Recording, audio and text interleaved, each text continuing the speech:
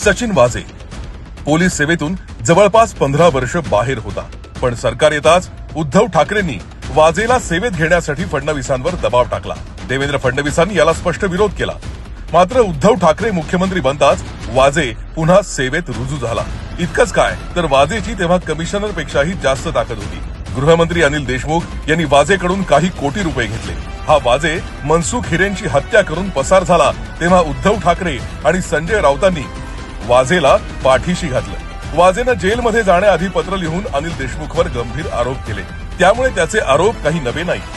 कालही वाझे हेच बोलला की देशमुखांनी सर्व पापं त्याच्यावर टाकून स्वतःला निर्दोष सिद्ध करायचा प्रयत्न केला. त्यानं वाझे दुखावला. बरं, सचिन वाझे म्हणजे मेलेली कोंबडी आहे, ती आता आगीला घाबरणार नाही. त्याचा खरा राग अनिल देशमुखांवर आहे, पण तो उद्धव ठाकरेंबद्दल काहीच बोलण्यास तयार नाही.